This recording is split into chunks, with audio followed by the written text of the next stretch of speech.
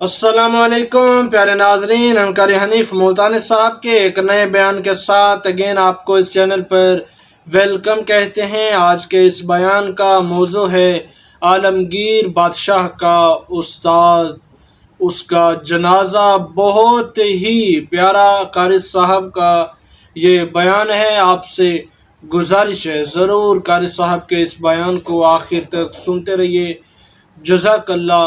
چلیے آج کا یہ بیان شروع کرتے ہیں۔ اب وہ بات کہاں رہی؟ بہادر شاہ نے بڑی عجیب بات کہی، کہتا ہے کہ پس مرگ میرے مزار پر جو دیا کسی نے جلا دیا، پس مرگ میرے مزار پر جو دیا کسی نے جلا دیا، اسے آہ دامن باد نے سر شامی سے بجھا دیا۔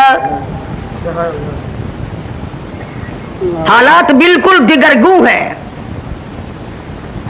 ہر نئی صبح اپنا رنگ نیا لاتی ہے، ہر شام اپنا روپ الگ دھارتی ہے۔ ہم نے اپنی زندگیوں کے بارے میں کبھی سوچا تک نہیں۔ ذمہ دار فصل کو سنبھالتا ہے، کاروباری اپنے کاروبار اور دکان کو سنبھالتا ہے، ملازم بھی اپنی تنخواہ کا حساب کرتا ہے، مزدور بھی اپنی دیہڑیوں کا حساب کرتا ہے۔ اگر نہیں کرتے تو میں اور آپ زندگی کا کبھی حساب نہیں کرتے کہ سفید داڑھی ہو گئی، ہم نے کمایا کیا؟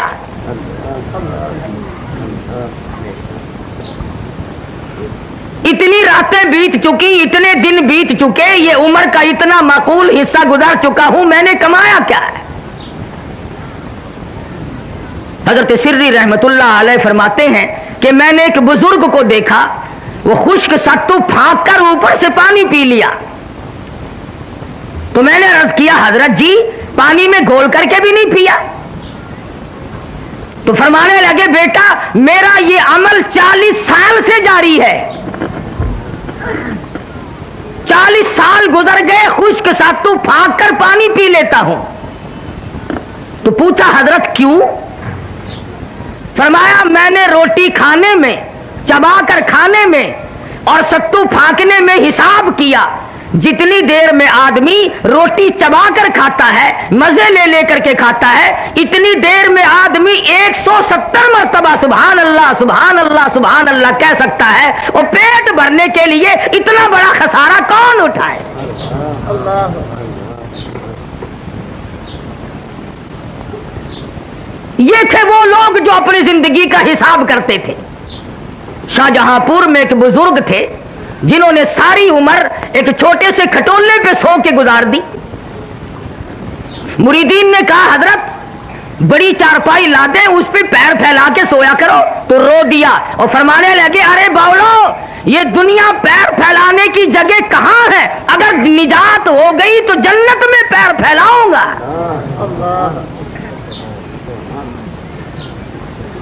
شاہ عبد القدوس گنگوہی سب کہہ دو رحمت اللہ علیہ، گزرتے گزرتے ایک پخانے کا ڈھیر لگا ہوا تھا، وہیں کھڑے ہو گئے۔ مریدین نے ناک پہ کپڑا رکھا ہوا ہے اور سوچنے لگے آج حضرت کو کیا ہوا، کہاں کھڑے ہو گئے؟ فرمانے لگے یہ ڈھیر تمہیں ایک سبق دے رہا ہے۔ ہم نے کہا یہ تو نئی بات سنی، گندگی سبق دینے لگ گئی، کیا سبق؟ فرمانے لگے یہ سبق دے رہا ہے کہ کل میں مٹھائی کی صورت میں رکھا تھا، جو دیکھتا تھا منہ میں پانی آ جاتا تھا، پھل فروٹ کی صورت میں تھا، غلے اور اناج کی شکل میں تھا، ہزاروں قسم کی شکل میں تھا۔ اے انسان ایک رات تیری صحبت میں گزاری، میرا یہ حال ہو گیا ہے۔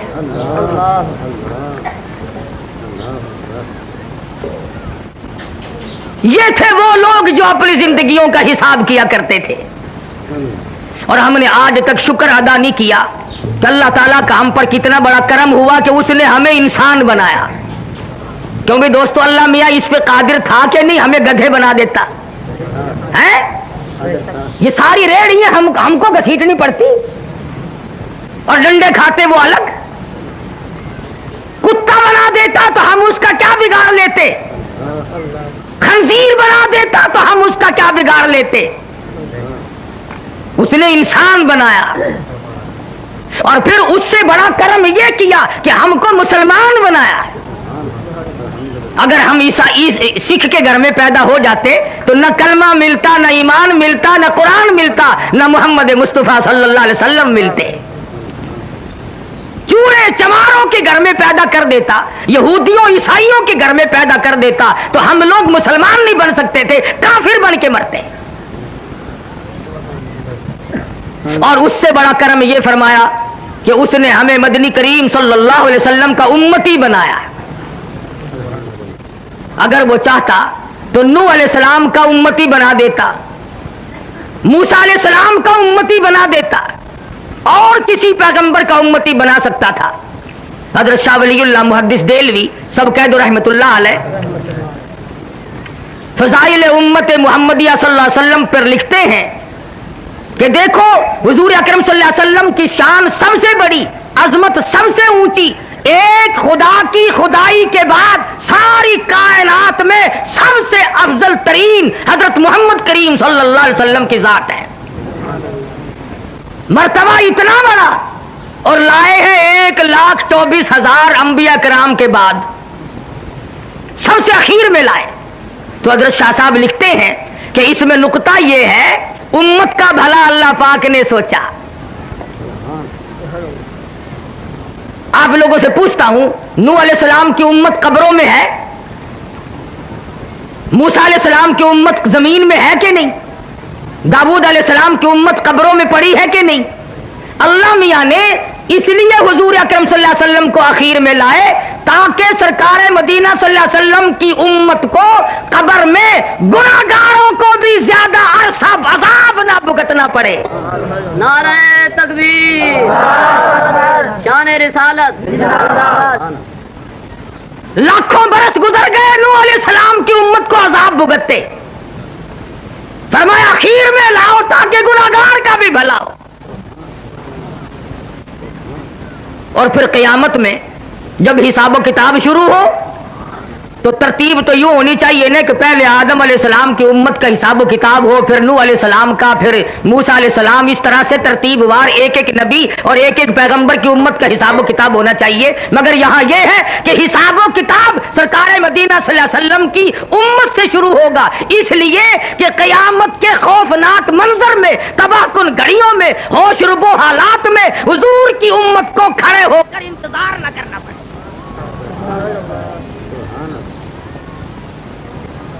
تمہیں کیا معلوم ہے کہ انتظار کی گھڑیاں کتنی مہنگی ہوتی ہیں؟ یہ بات اصل میں عشق کی ہے۔ جس کو انتظار کرنا پڑے اسے پتہ چلتا ہے کہ ایک ایک گھڑی 100 برس کی بن جاتی ہے۔ ڈیپو پہ لوگ ریشن لینے جاتے ہیں، لائن میں کھڑے ہوتے ہیں، ایک آدمی اگر آگے سے لے جائے نا پوری لائن گالیاں دیتی ہو، پھڑو اس نو کہہ رہا ہے پھڑو۔ حالانکہ ایک آدمی اگر لے گیا تو کیا ہوا؟ اسٹیشن پہ ٹکٹوں کی لائن لگتی ہے، اگر ایک آدمی آگے سے گھس جائے سارے شور مچاتے ہیں تاکہ اتنی دیر انتظار نہ کرنا پڑے کہ ایک آدمی ٹکٹ لے یا ریشن لے۔ تو قیامت کا حساب و کتاب اللہ پاک نے امت کی بھلائی کے لیے سب سے پہلے شروع فرمایا تاکہ حضور کی امت کو کھڑے ہو کر انتظار نہ کرنا پڑے۔ اب بھی اگر ہماری سمجھ میں بات نہ آئے تو پھر کسی کا کیا قصور ہے؟ مولانا مناظر حسن گیلانی مرحوم کی بات ہے، فرمایا محبت بھی ہوا کرتی ہے، دل بھی دل سے ملتا ہے۔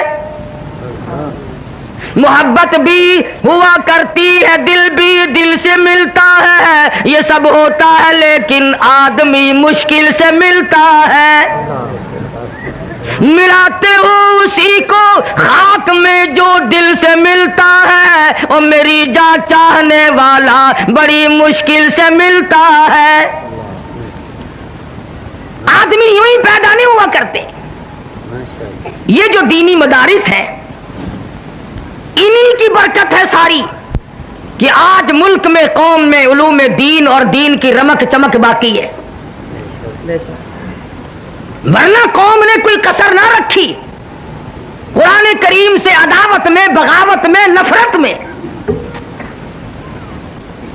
جو بھی اچھا ہوشیار لڑکا ہوگا، تنو مند صحت مند ہوگا، وہ کالج پڑھے گا۔ اندھا لنگڑا للا جو ہوگا وہ مدرسے میں آئے گا۔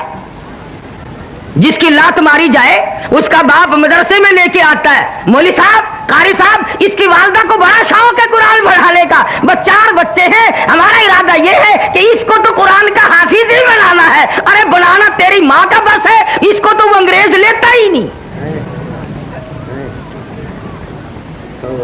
اندھے کانے لنگڑے للے قرآن کے لیے اور ساری آل اولاد انگریز کے لیے۔ اور پھر دکانوں میں، بیٹھکوں میں، ہوٹلوں میں، کھیتوں پہ، گاڑیوں میں، موٹروں میں ایک بیٹھ کر کے عموماً بکواس کی عادت ہو گئی، اور مولویوں نے بیڑا گرک کر دیا۔ یہ ہوائی جہاز اغوا کر کے جو لے گئے تھے یہ مولانا تھے؟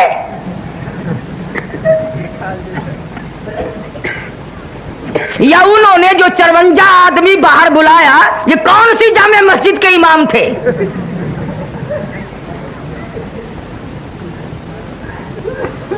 ذمہ داری سے کہتا ہوں، دیوبندی، بریلوی، اہل حدیث، تینوں مکتب فکر کے علماء کی طرف سے ذمہ داری سے کہتا ہوں، 14 اگست سن 47 سے لے کر، سمجھنا، 14 اگست سن 47 سے لے کر آج 16 اپریل سن 81 تک کا ذمہ وار ہوں کہ آج تک کسی مکتب فکر کے عالم نے ملک کے خلاف غداری نہیں کی۔ میں تو دوسروں کا بھی ذمہ وار بنتا ہوں، کوئی بریلوی عالم، کوئی اہل حدیث عالم، کوئی دیوبندی عالم ثابت کرو، مقدمہ چلاؤ، تم مولوی کو تخریب پسند ملک کے ٹکڑے کرنے میں ثابت تم کرو، پھانسی قاری حنیف کو لگا دینا۔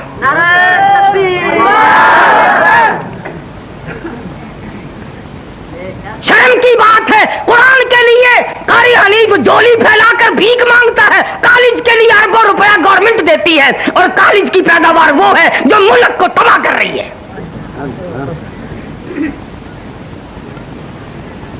16 سال تیرا بچہ کالج میں پڑھتا ہے مگر تیرا جنازہ پڑھانے کے قابل نہیں بنتا۔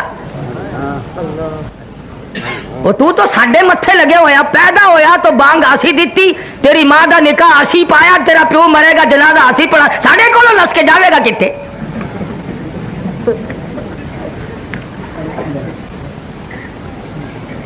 کچھ عقل کرو، ایک مزاج بنا ہوا ہے۔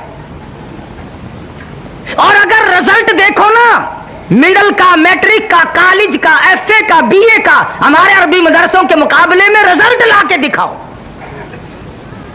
تم نے 100 نمبر کے پرچے رکھے ہوئے ہیں، 40 بھی لے لے تو پاس ہے، 60 نمبر کم لے لے، ہمارے یہاں کل 50 نمبر ہیں اور یہ علماء 40 کر کے فیل کر دیتے ہیں۔ تمہیں دین کی کیسے قدر ہو؟ تمہارا واسطہ نہیں پڑا، تمہارا اس پہ خرچ کچھ نہیں ہوا۔ سلطان عالمگیر سب کہہ دو رحمت اللہ علیہ، بادشاہ وقت ہے، حکمران ہے دلی کا، در خیبر سے لے کر چاٹاگاؤں کی پہاڑیوں تک سلطان عالمگیر کی بادشاہت ہے، مگر دیندار اتنا ہے، توجہ کرنا، بادشاہ عالمگیر کو مدنی کریم صلی اللہ علیہ وسلم کی 5000 حدیثیں زبانی یاد تھی۔ بادشاہ کو 5000 حدیث شریف زبانی یاد تھی۔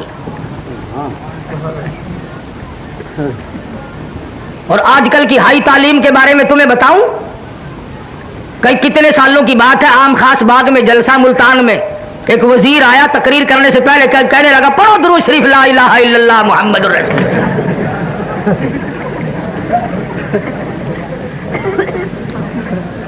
تعلیم بہت ہو گئی ہے۔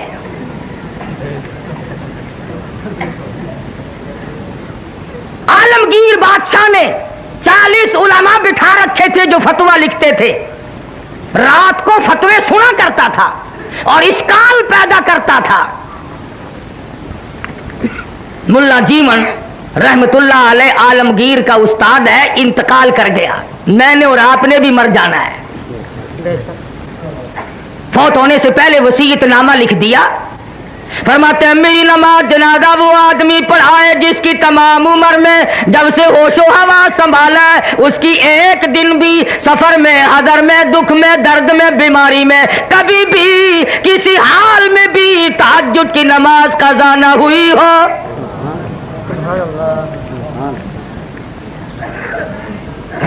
دلی کی جامع مسجد کے سامنے جنازہ رکھا ہے، سارا دل بیت گیا، علماء موجود ہیں، محدثین موجود ہیں، مفتی موجود تھے، قاری موجود تھے، قاضی موجود تھے، مگر کوئی جنازہ پڑھانے کی جرت نہیں کرتا۔ کبھی نہ کبھی دکھ میں، درد میں، شادی میں، غمی میں تہجد کی نماز چلی جاتی ہے، کوئی جرت نہیں کرتا۔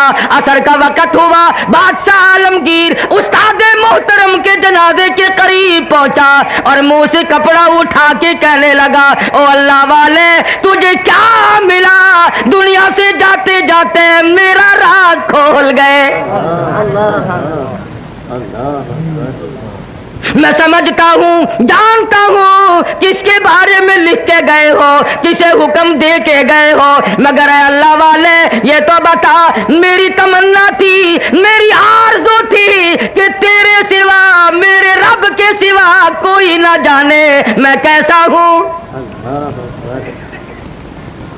والذین یبیتون لربہم سجدا وقیاما، وہ لوگ کتنے کامیاب ہیں جن کی راتیں سجدوں اور قیام میں بیت جاتی ہے۔ امن ہوا قانت آناء اللیل،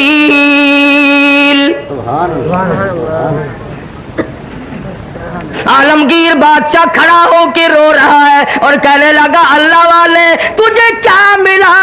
دنیا میں میرا راز کھول دیا، اب میں بڑا مشکل میں ہوں، اگر میں اپنا راز بچاتا ہوں تیرا جنازہ پڑھانے والا کوئی نہیں، تیرا جنازہ پڑھاتا ہوں تو میرا راز نہیں بچتا۔ اللہ والے میں مصیبت میں آ گیا ہوں، میری تو بڑی تمنا تھی، میرے رب کے سوا کوئی نہ جانتا میں کیسا ہوں۔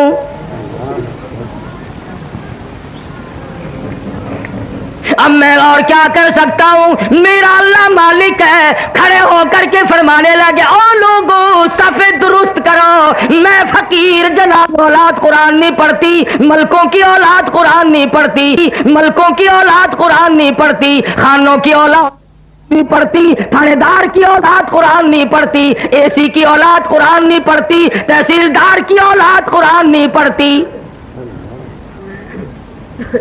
اس لیے کہ اس کو کوئی مقدس کتاب نہیں مانتا۔ ساری عمر میں چودھری نے کبھی بنگلے میں، کوٹھی میں، مکان میں، دکان میں قرآن کو داخل نہیں ہونے دیا۔ ہر چیز مکان میں آئے گی، دنیا دار آئیں گے، چھوٹے بڑے، امیر و غریب، بنگلے میں، ڈیرے میں آئیں گے جائیں گے، مگر اللہ کے قرآن کے لیے داخلہ بند ہے۔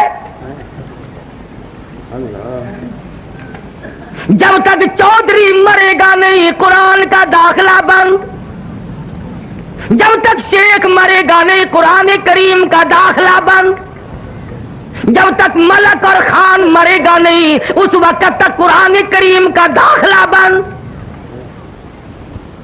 جب مر جائے فوراً داخلہ کھلتا ہے۔ اس مسجد کے مولوی کو بھی بلا کے لاؤ، اس مسجد کے مولوی کو بھی بلا کے لاؤ، ادھر کے طالب علم بھی بلاؤ، ادھر کے طالب علم بھی بلاؤ، چاروں طرف بیٹھے ہیں، قرآن مجید کی تلاوت ہو رہی ہے۔ مرنے والے کا بیٹا بیچ میں کھڑا ہوتا ہے اور کہتا ہے، مولانا او قاری صاحب آج تو اتنا قرآن پڑھو، آج تو اتنا قرآن پڑھو، آج تو اتنا قرآن پڑھو، میرے ابا مرحوم کو بہشت میں ٹھوک کے جانا۔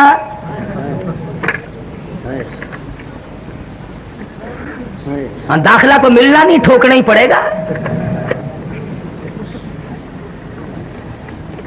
آج قرآن یاد آیا، اس کا مطلب تو یہ ہوا کہ یہ قرآن مردوں کے لیے اترا ہے۔ موٹر کار زندوں کے لیے، ہوائی جہاز زندوں کے لیے، ریل گاڑی، ہوائی تمام سواریاں، تمام سبزی ترکاری، پھل فروٹ، عورت مرد کے لیے، مرد عورت کے لیے زندہ چاہیے۔ اور لوگوں انصاف کرو، ہر چیز زندوں کے لیے، خدا کا قرآن مردوں کے لیے۔ اللہ اکبر، بے شک اللہ پڑھنا چاہیے جی، بڑا ثواب ہے جی، بڑا ثواب ہے جی، جتنا قرآن پڑھ سو قبر ٹھہرسی۔ अकल नहीं रहती आदमी में बात करने की। अब यही वजह है ना, अकल ठिकाने नहीं रही। यूं का ये जो मौलवी है ना, मौलवियों ने बेड़ा गर्क कर दिया। कैसे बेड़ा गर्क कर दिया मौलवियों ने? हमने किया अपना किया, तुम्हारा तो नहीं किया। जो आदमी 8वें दिन खत्म दिलाया करता था, अब साल में भी नहीं दिलवाता। यह हमारा नुकसान नहीं? जो पहले 7 मिठाई पे खत्म दिलवाया करता था, अब गुड़ के चावलों पे खत्म दिलवाता है। हमारा नुकसान नहीं? पहले कौरमे पे खत्म आया करता था, अब आलू शरीफ पे खत्म आने लगा है। न तुम्हें गैस पैदा करते हैं आलू, मुर्दों को नहीं करेंगे।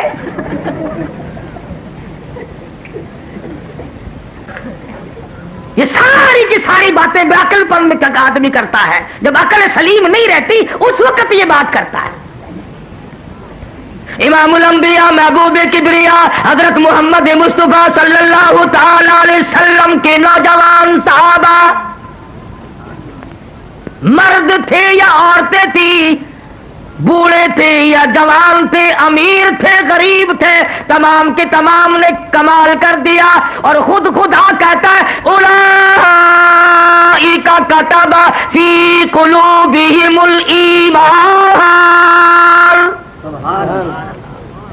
ये वो लोग हैं जिनके दिलों पे मैंने ईमान लिख दिया।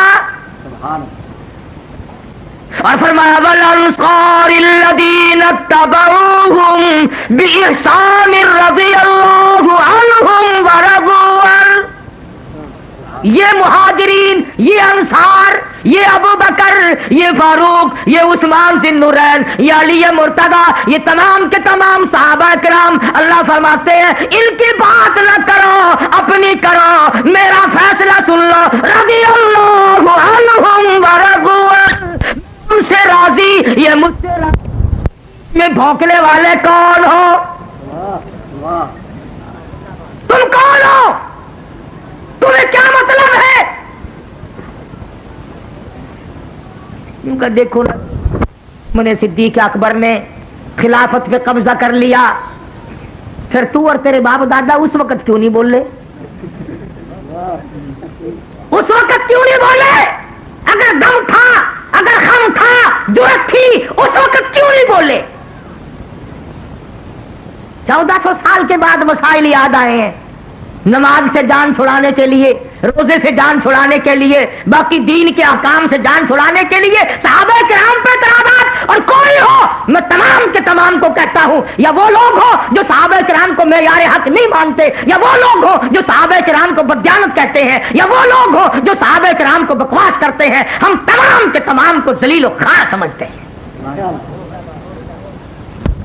तुम उनका क्या बिगाड़ोगे जिनका सरदार काली कमली वाला हो? तुम उनका क्या बिगाड़ोगे जिनका वाली मोहम्मद मुस्तफा हो? तुम उनका क्या बिगाड़ोगे जिनका दामाद काली कमली वाला हो? तुम उनका क्या बिगाड़ोगे जिनका ससुर मोहम्मद मुस्तफा हो? तुम दुनिया में नहीं ढूंढते फिरते? जो जज आता है उसका गाड़ा पछाड़ा निकालते हो, पता लगाओ ये है कित्थों दा,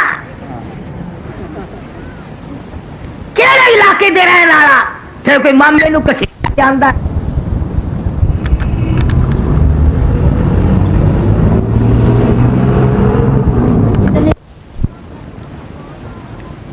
इरशाद फरमाया लगा मैंने तमाम लोगों के एहसानात का बदला चुका दिया, पर अबू बकर के एहसान का बदला खुदा देगा। तुमने भी तजवीज़ें बनाई, मैंने भी तजवीज़ बना ली, मेरी तजवीज़ कामयाब रहेगी। चारों तरफ से दुश्मन इकट्ठे होकर के आ गए। नबी को उड़ा दो, खत्म कर दो, कत्ल कर दो।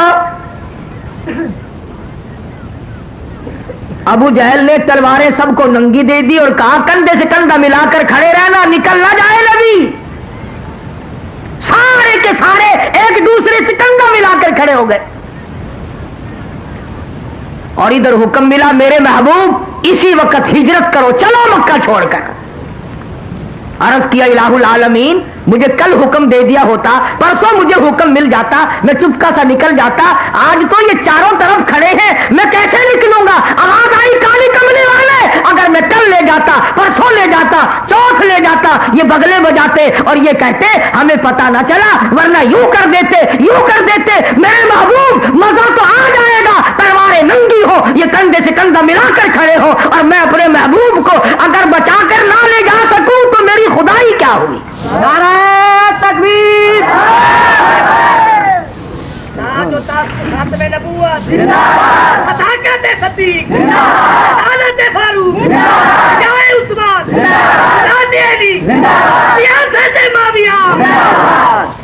ہی تو لے جانے کا مزہ آئے گا. الہی نکلو کیسے؟ فرمایا مٹھی بھر کر مٹی کی ان کی طرف پھینک دو. الہی میں کس کس کی طرف پھینکوں؟ فرمایا ایک طرف پھینک دو, ہوا میری غلام ہے. چاروں طرف کھڑے ہونے والے نوجوانوں کی آنکھوں میں مجھے اپنی کبریائی کی قسم سرما میں ڈال دوں گا. نبی نے مٹھی بھر کر مٹی کی پھینک دی, سب کی آنکھوں میں تشریف لے گئی. ایک دوسرے کو برابر میں کہنے لگے کیوں ہے بدماش, میری آنکھ مٹی پھینک دی. انہوں نے کہا واہ, پہلے پھینک کر پھر بھونکنا بھی شروع کر دیا. تلواریں تو دی پھینک اور لگ گئے ایک دوسرے کی مالش کرنے. ابو جہل جو آیا آ کے کیا دیکھتا ہے, حجرے کے چاروں طرف ماتم ہو رہا ہے. کہنے لگا بھلے لوگوں یہ کیا شروع کیا تم نے, یہ کبڈی کبڈی کیسی ہو رہی ہے؟ اندر کا بھی پتہ کیا. ادھر کالی کملی والے صلی اللہ علیہ وسلم نے اللہ میاں کی حضور میں عرض کر دیا میں چلتا تو ہوں, جاتا تو ہوں, ہجرت ضرور کروں گا, تیرے اذن اور امر کے بغیر تو میں جی نہیں سکتا, پر اے پروردگار میں نبی ہوں, امام الانبیاء ہوں, مکے والوں کی امانتیں میرے پاس ہے, سونے چاندی کی زیورات میرے پاس ہے, ابو جہل کی لڑکی کی بالیاں چھلے میرے پاس ہے. اس وقت امانت واپس کیسے کروں, اور اگر امانت رہ گئی نبوت کے دامن پہ داغ آ جائے گا. اللہ اکبر, اللہ اللہ. امانت واپس نہ ہوئی تو نبوت کے دامن پہ داغ آ جائے گا. اور ایک ہم ہیں سچے عاشق, امانت رکھ کر واپس لے کے تو دکھاؤ. ہم دیوانے ہیں, ہم پروانے ہیں, کوئی امانت رکھ کر لے کے تو دکھائے. ادھار وصول نہیں ہوتا تو امانت کون واپس کرے؟ صحابہ کرام وہ نوجوان تھے, یہود و نصارا عیسائی لوگ 2-2 سال کے لیے سفر میں جاتے تھے, اپنی جوان خوبصورت بچیوں کو صحابہ کرام کے گھروں میں چھوڑ جاتے تھے. ہمیشہ ایسا ہوتا رہا, کبھی کسی عیسائی نے, کبھی کسی کافر نے کالی کملی والے کے غلام کے ذمے تہمت نہ لگائی. انہوں نے غیر کی آبرو کی حفاظت کی, غیر کی عزت کی حفاظت کی. آج ہم سے اپنی حفاظت نہیں ہوتی. اب تو لوگ یوں لگ گئے کہنے کہ گھر میں عورت بٹھانے سے کیڑے لگ جاتے ہیں, عورت کو کیڑے کھا جاتے ہیں. اچھا سارا دی کیڑے کھا گئے کہ تیری باقی ہے؟ اب تو بڑی لے دے ہو رہی ہے کہ عورت یوں ہے, عورت بڑی شے ہے, عورت بڑی یوں ہے. یہ آج پتہ چلا عورت ایسی ہے, پہلے کبھی پتہ نہیں چلا تھا کہ عورت کیا ہوا کرتی ہے. ہم نے تو ایک دن اخبار جنگ میں یہ بھی سنا تھا عید الفطر کے بعد کہ پاکستان کی غریب ملک کی غریب خواتین نے, بالکل غریب خواتین نے بال بنوانے اور کٹوانے پر عید الفطر کے موقع پر, رمضان والی عید کے موقع پر 1 کروڑ روپیہ خرچ کیا. اخبار جنگ نے لکھا تھا. مجھے تو بڑا دکھ ہوا سچی بات کہ اگر یہ 1 کروڑ روپیہ مجھے دے دیتی تو میں مدرسہ چلاتا, مسجد بناتا, میں ہی دعا کر دیتا یا اللہ ساریوں کو گنجی کر دے.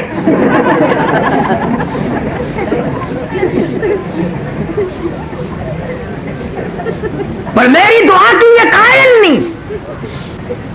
اور اخبار میں لکھا راتوں کو لین لگی رہی اور لین میں جہاں لڑکیاں تھی 9 عمر چھوکریاں تھی، اخبار میں یہ بھی لکھا تھا کہ نانی اماں دادی اماں بھی لگی ہوئی تھی، یعنی لین میں جہاں لڑکیاں وڑکیاں تھی وہاں پرانے پپے بھی لگے ہوئے تھے۔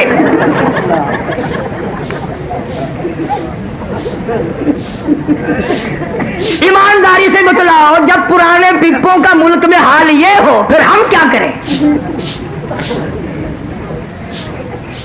تہذیب دیکھیے اور الزام مانوی کو۔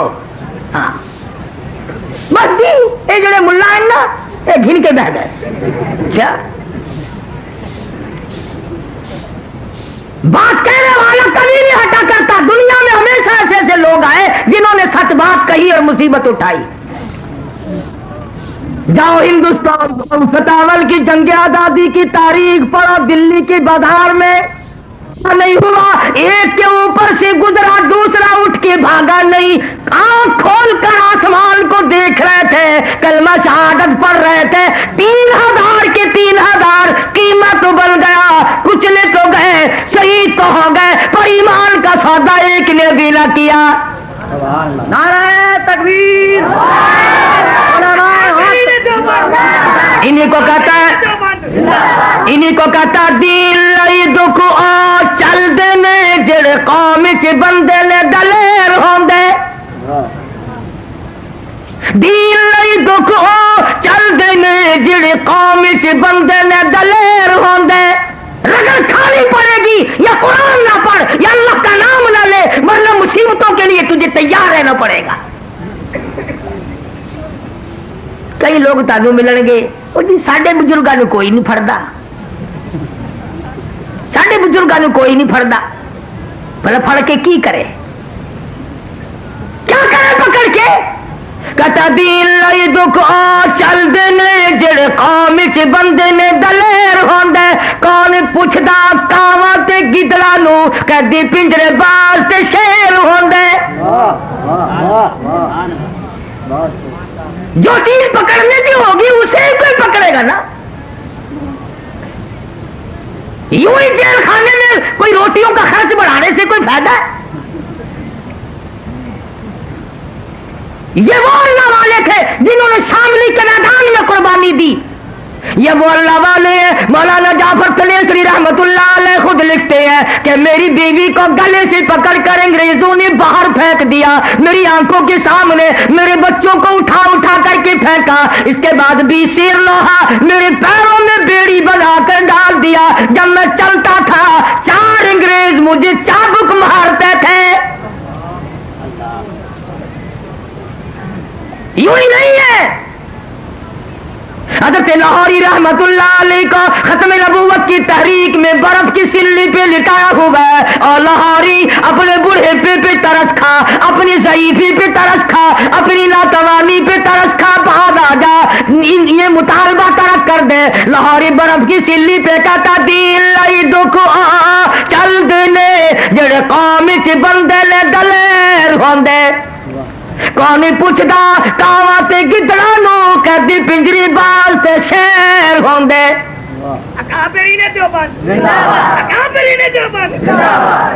اور یہ کئی لوگ تمہیں ملیں گے بازاروں میں، او جی اسی جلسہ کریے نا CID والا کوئی نہیں آندا، اسی جلسہ کریے سانو پوچھن کوئی نہیں آندا، یہ دیوبندی لوگ جلسہ کرتے ہیں سارے نس کے آ جاندے، بڑا جہاں مال ہوگا ڈاکو وہیں تو پڑے گا نہ، بھوکے کے گھر میں سے ڈاکو کیا نکال کے لائے گا؟ وہ ایک فقیر کے گھر میں رات کو چور آ گیا برتن کھڑکے اور کہنے لگا او بندے خدا مجھے یہاں چاندنے میں دن میں کچھ نہیں ملتا، تجھے رات کو کیا ملے گا؟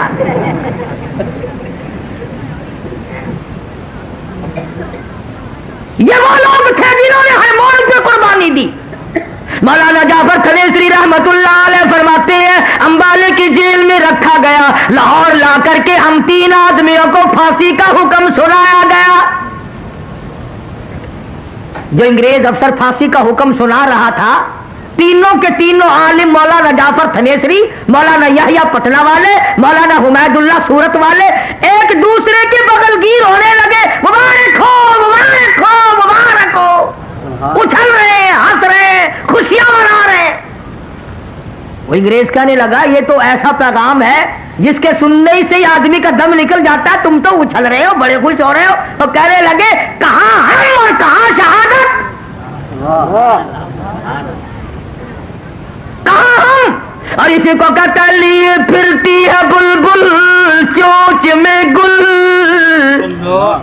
लिए फिरती है बुलबुल चोंच में गुल, और ढूंढती है शहीद नाज की तुरबत कहाँ है। हम तो खुश है कि शहादत का इंतजाम परवरदिगार ने कर दिया। अंग्रेज वापस गया और जाकर के वो जो बैठा था ना फुल बेंच, पता नहीं अंग्रेजी पढ़ा हुआ नहीं ना, आइंदा तुम भी नहीं पढ़ा करोगे, मैट्रिक तक अंग्रेजी जुबान माफ हो गई। फुल बेंच के पास गया कि मौलवी तो खुश हो रहे हैं। बोला कौन से मौलवी, कोई खत्म की खबर दी थी कि नहीं, क्या वो 40वें की दावत खाने वाले, क्या नहीं, जिनको मैंने फांसी का हुक्म सुनाया वो तो उछल रहे हैं, मुबारकबाद एक दूसरे को दे रहे हैं, खुशियां मना रहे हैं। सारा फुल बेंच उठा कि देख के आए, आके देखा तो मौलवी तो बड़ी खुशी मना रहे हैं, बड़े उछल रहे हैं। एक अंग्रेज कहने लगा मौलवी साहब क्या हुआ, कहने लगा मजे हो गए। बात क्या बनी, उसने का मकसद मिल जाए तो और क्या चाहिए। अल्लाह पाक ने शहादत का इंतजाम कर दिया। परवरदिगार आलम के हुक्म से अल्लाह मियां के महबूब के दरवाजे पे हाजिर होंगे, अर्ज करेंगे या रसूल अल्लाह तेरे हुक्म पर, तेरे कुरान पर सर कटा के हम आ गए। अंग्रेज कहने लगे, वो फुल बेंच फिर बैठा कि दोबारा फिर बैठो। हाँ, और तो इन्हें कुछ काम होता ही नहीं अंग्रेजों को और अंग्रेजी वालों को, सिट डाउन ये करते रहे बस। बैठ गए। फिर जज बोला कि मौलवियों की फांसी का हुक्म कैंसल। बोलने का क्यों, कि हमने मौलवियों को खुश नहीं होने देना।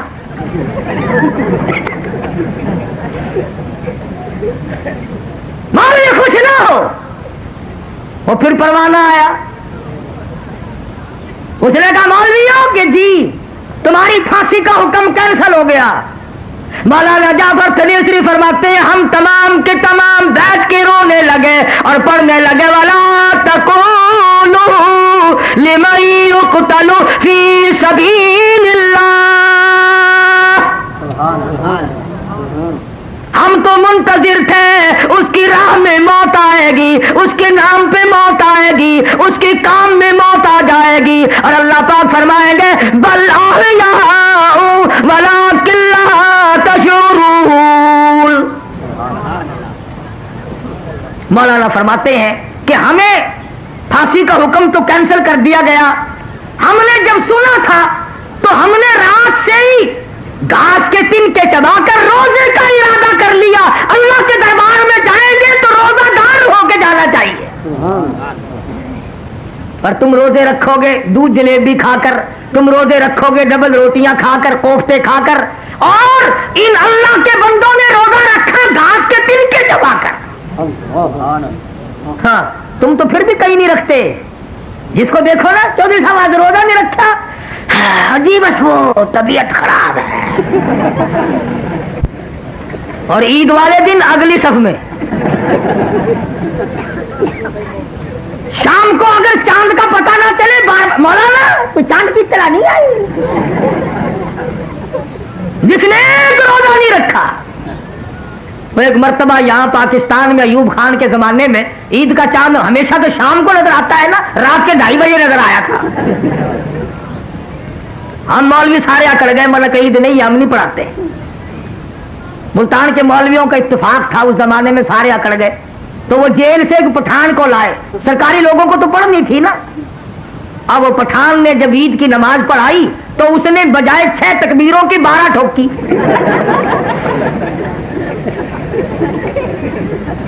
वो कहने लगे कि खान साहब नमाज नहीं हुई। कहने लगा हो क्यों, कि तुमने तकबीर 12 कही। लगा अच्छा है ना, ज्यादा बोलना है ना, कम तो नहीं बोला। कि जी सजदा से वो आना चाहिए था वरना नमाज नहीं हुई। कहने लगा खो तुम्हारे बाप का मुलाजिम है, इधर कैद काटता है या तकबीर पकाता है।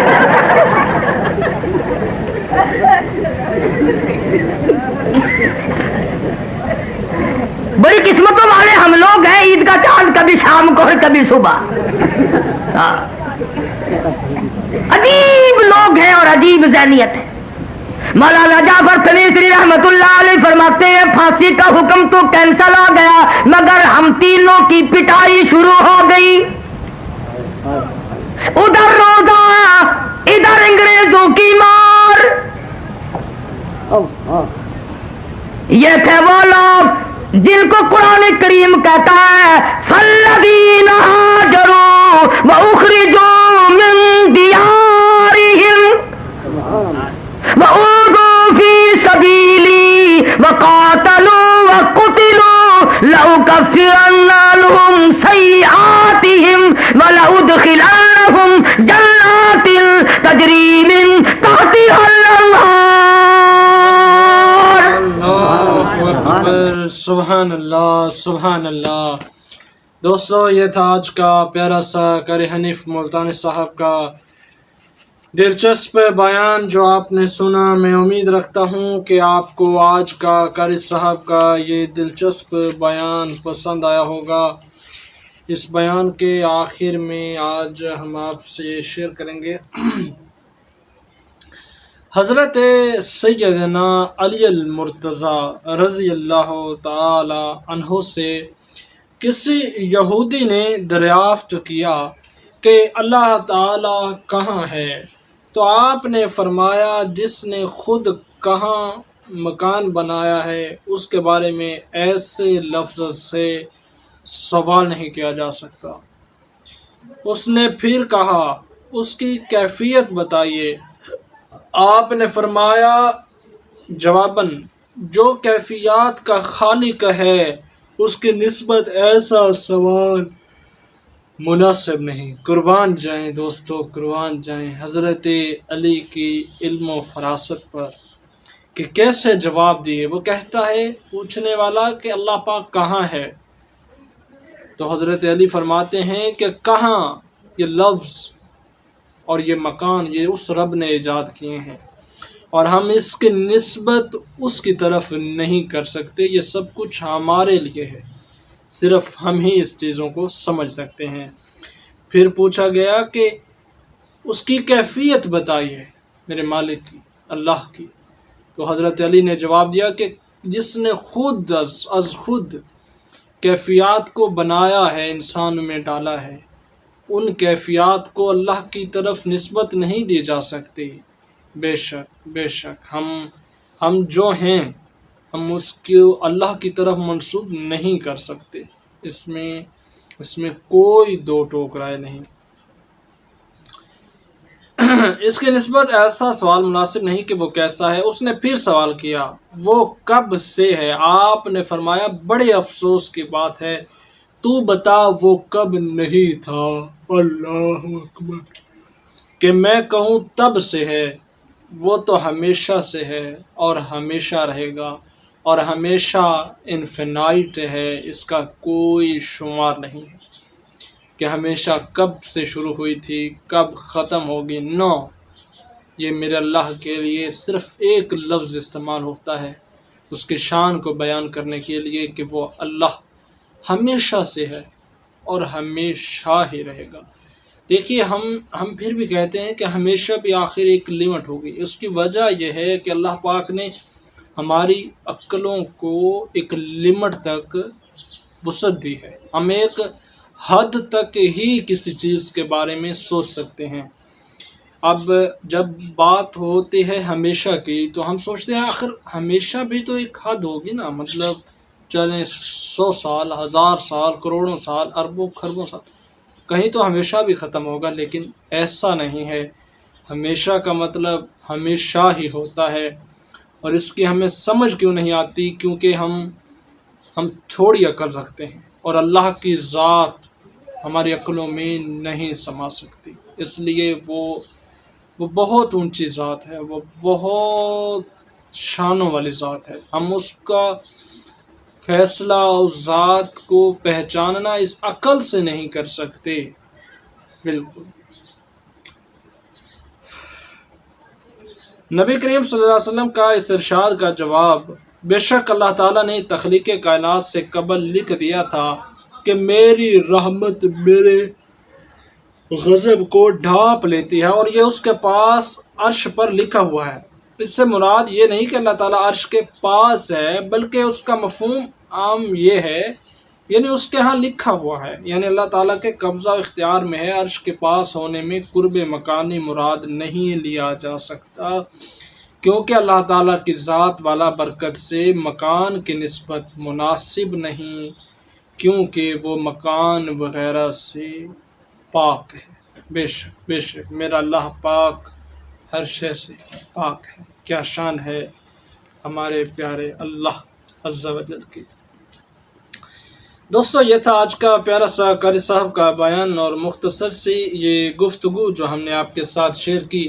میں امید رکھتا ہوں کہ آپ کو آج کا یہ بیان گفتگو پسند آئی ہوگی۔ آخر میں دوستو آپ سے یہی گزارش ہے، اگر آپ نے ابھی تک چینل کو سبسکرائب نہیں کیا تو ابھی کر لیجئے، تاکہ اسی طرح ڈیلی بیس پر قاری صاحب کے بیانات آپ تک پہنچتے رہیں۔ جزاک اللہ۔ ملتے ہیں ایک نئے بیان کے ساتھ۔ اللہ حافظ۔